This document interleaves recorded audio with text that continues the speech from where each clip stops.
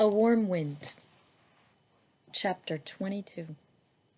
And so Wilbur came home to his beloved manure pile in the barn cellar. His was a strange homecoming. Around his neck he wore a medal of honor, and in his mouth he held a sack of spiders' eggs. There is no place like home, Wilbur thought, as he placed Charlotte's 514 unborn children carefully in a safe corner. The barn smelled good. His friends the sheep, and the geese were glad to see him back. The geese gave him a noisy welcome. Congratulations, they cried. Nice work. Mr. Zuckerman took the medal from Wilbur's neck and hung it on a nail over the pig pen, where visitors could examine it. Wilbur himself could look at it whenever he wanted to. In the days that followed, he was very happy. He grew to a great size, and he no longer worried about being killed, for he knew that Mr. Zuckerman would keep him as long as he lived. Wilbur often thought of Charlotte. A few strands of her old web still hung in the doorway. Every day, Wilbur would stand and look at the torn, empty web, and a lump would come to his throat. No one had ever had such a friend, so affectionate, so loyal, and so skillful. The autumn days grew shorter, and Lurvy brought the squashes and pumpkins in from the garden and piled them on the barn floor, where they wouldn't get nipped on frosty nights. The maples and birches turned bright colors, and the wind shook them, and they dropped their leaves one by one to the ground. Under the wild apple trees in the pasture, the red little apples lay thick on the ground. And the sheep gnawed them, and the geese gnawed them, and foxes came in the night and sniffed them. One evening, just before Christmas, snow began falling, and it covered the house and barn and fields and woods. Wilbur had never seen snow before, and when the morning came, he went out and plowed the drifts in his yard for the fun of it. Fern and Avery arrived, dragging a sled. They coasted down the lane and out into the frozen pond in the pasture. Coasting is the most fun there is, said Avery. The most fun there is, retorted Fern, is when the Ferris wheel stops and Henry and I are in the top car and Harry makes the car swing and we can see everything for miles and miles and miles. Goodness, are you still thinking about that old Ferris wheel? Said Avery in disgust. The fair was weeks ago. I think about it all the time, said Fern, picking snow from her ear. After Christmas, the thermometer dropped to 10 below zero.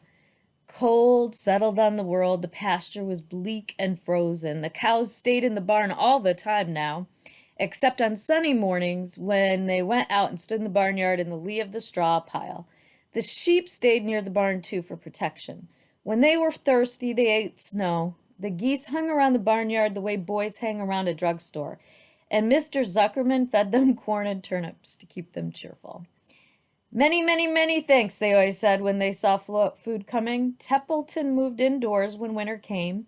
His ratty home under the pig trough was still too chilly, so he fixed himself a cozy nest in the barn behind the grain bins.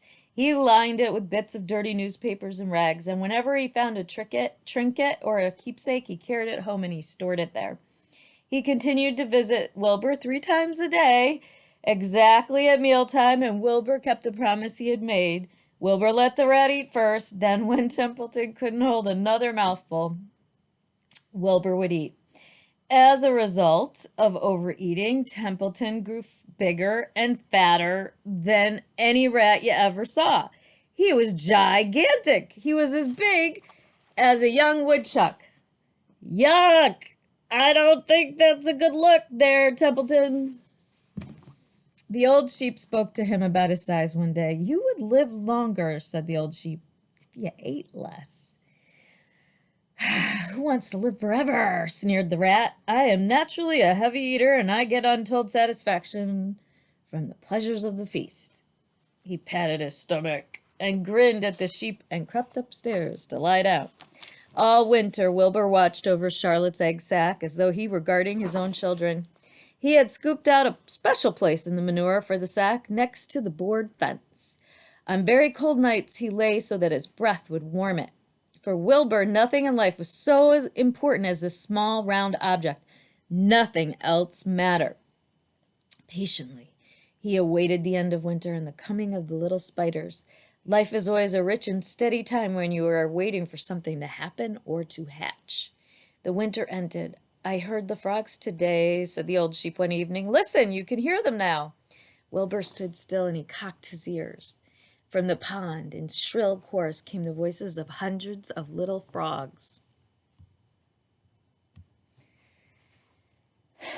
Springtime, said the old sheep thoughtfully. Another spring. As she walked away, Wilbur saw a new lamb following her. It was only a few hours old.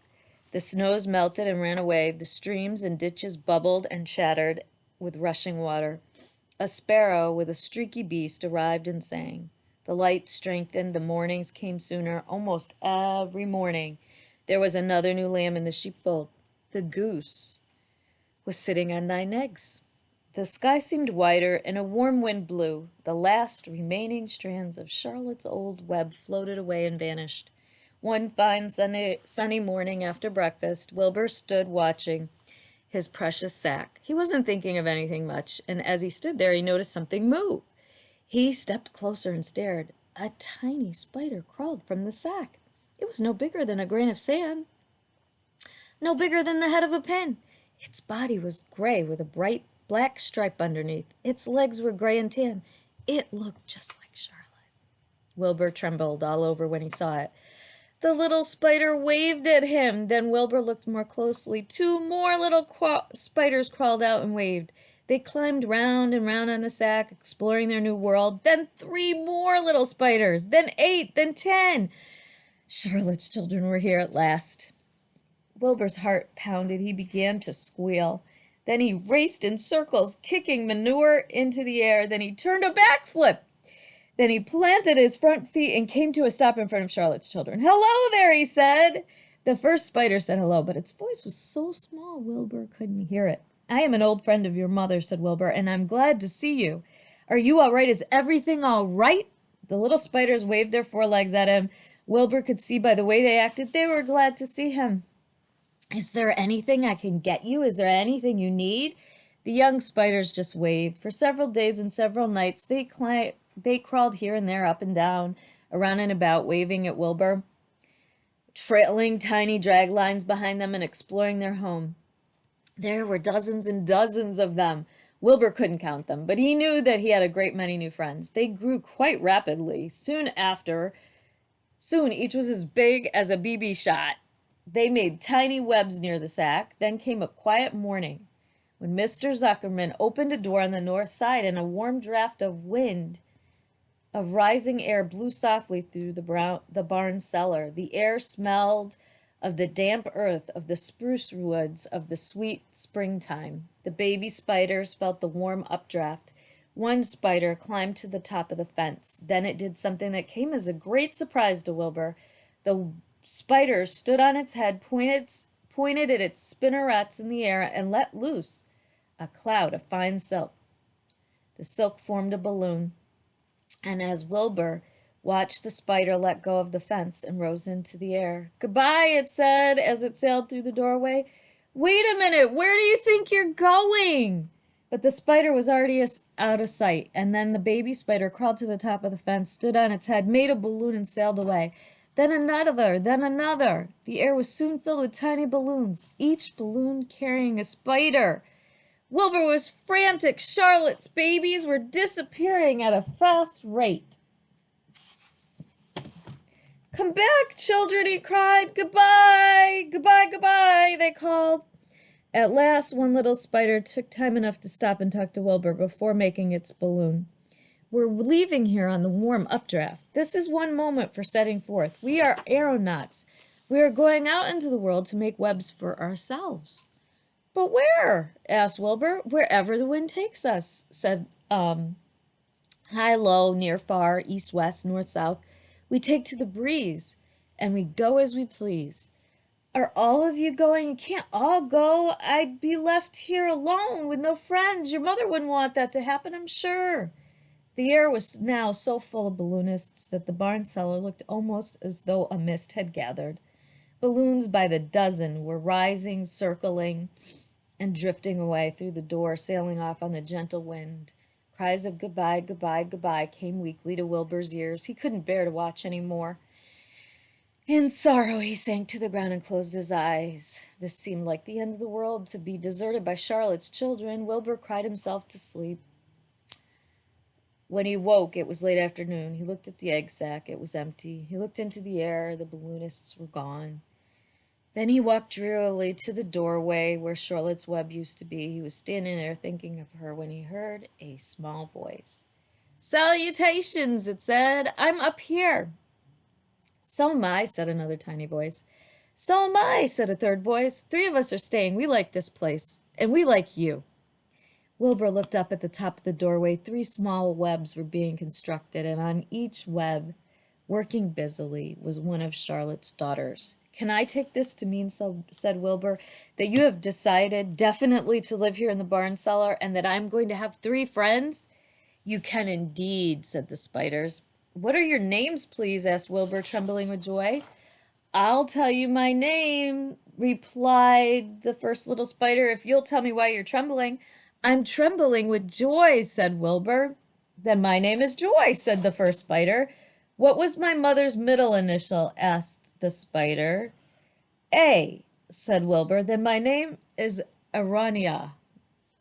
"How about me? Will you just pick out a nice, sensible name for me? Something not too long, not too fancy, and not too dumb?" Wilbur thought hard. "Nellie," he suggested. "Fine, I like that very much," said the third spider. "You may call me Nellie." And she daintily fastened her orb line to the next spoke of the web. Wilbur's heart brimmed with happiness. He felt that he should make a short speech on this very important day.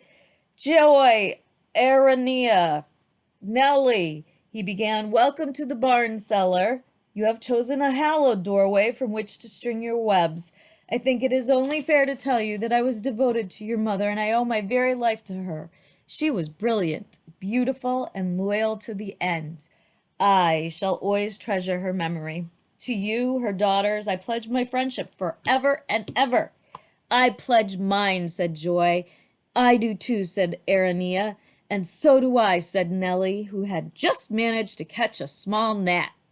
It was a happy day for Wilbur, and many, many more happy, tranquil days followed. As time went on and the months and years came and went, he was never without friends. Fern did not come regularly to the barn anymore. She was growing up and was careful to avoid childish things, like sitting on a milk stool near a pig pen. But Charlotte's children and grandchildren and great-grandchildren, year after year, lived in the doorway. Each spring, there were new little spiders hatching out to take the place of the old. Most of them sailed away on their balloons, but always two or three stayed and set up housekeeping in the doorway. Mr. Zuckerman took fine care of Wilbur all the rest of his days, and the pig was often visited by friends and admirers, for nobody ever forgot the year of his triumph and the miracle of the web. Life in the barn was very good, night and day, winter and summer, spring and fall, dull days and bright days. It was the best place to be, thought Wilbur. This warm, delicious cellar with the garrulous geese, the changing seasons, the heat of the sun, the passage of swallows, the nearness of rats, the sameness of sheep, the love of spiders, the smell of manure, and the glory of everything. Wilbur never forgot Charlotte, although he loved her children and grandchildren dearly. None of the new spiders ever quite took her place in his heart. She was in a class by herself. It is not often that someone comes along who is a true friend and a good writer. Charlotte was both. The end.